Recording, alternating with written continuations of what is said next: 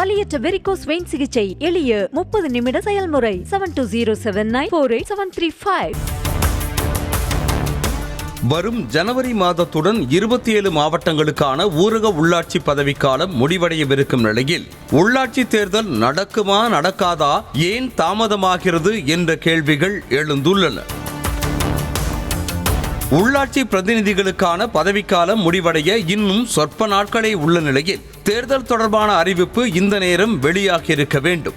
ஆனால் அரசிடமிருந்தோ தேர்தலை நடத்தும் மாநில தேர்தல் ஆணையத்திடமிருந்தோ உள்ளாட்சி தேர்தலை நடத்துவது தொடர்பான தெளிவான அறிவிப்பு எதுவும் வெளியிடப்படவில்லை.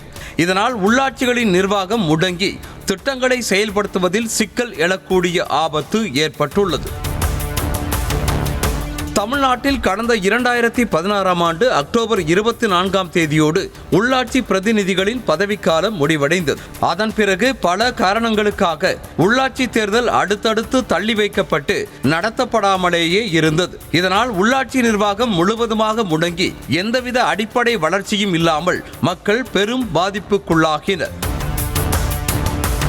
இதனையடுத்து இந்த விவகாரம் உச்சநீதிமன்றம் வரை சென்றதை தொடர்ந்து கடந்த 2019ஆம் ஆண்டு 27 மாவட்டங்களின் உள்ளாட்சிகளுக்கு தேர்தல் நடத்தப்பட்டது. அதன் பின்னர் புதிதாக உருவாக்கப்பட்ட மாவட்டங்களுக்கும் வார்டு மறுவரையறை முடிந்த பின்னர் கடந்த 2021ஆம் ஆண்டு மீதமுள்ள 9 மாவட்டங்களில் உள்ளாட்சி தேர்தல் நடைபெற்றது.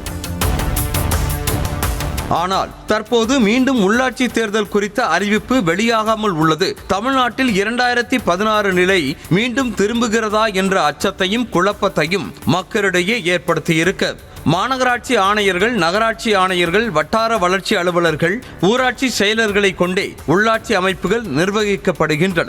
அப்படி இருக்கையில் உள்ளாட்சி பிரதிநிதிகள் இல்லாமல் நிதி நிர்வாகம், வளர்ச்சி பணிகள், சமூக திட்டப்பணிகள் என அனைத்தும் பாதிக்கப்படக்கூடும்.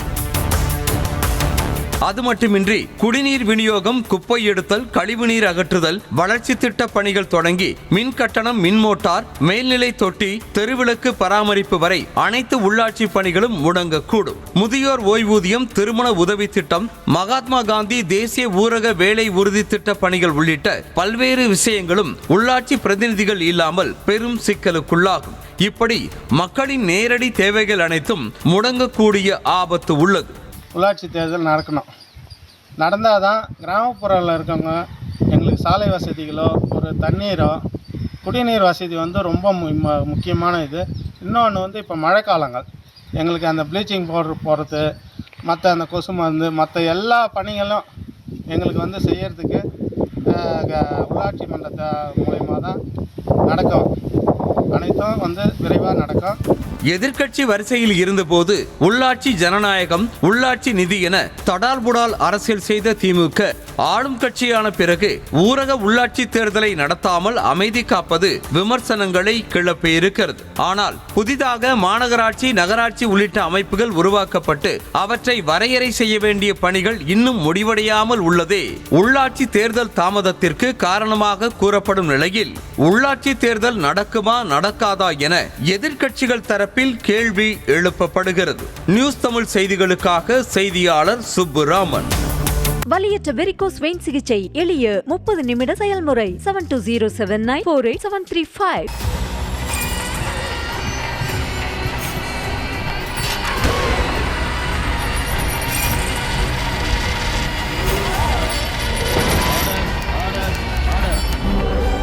நிகழ்தகவு குற்றங்களின் மறுபரிமாணம். நாள்தோறும் இரவு 10 மணிக்கு இணைந்திருங்கள் நமது நியூஸ் தமிழ் தொலைக்காட்சியோடு.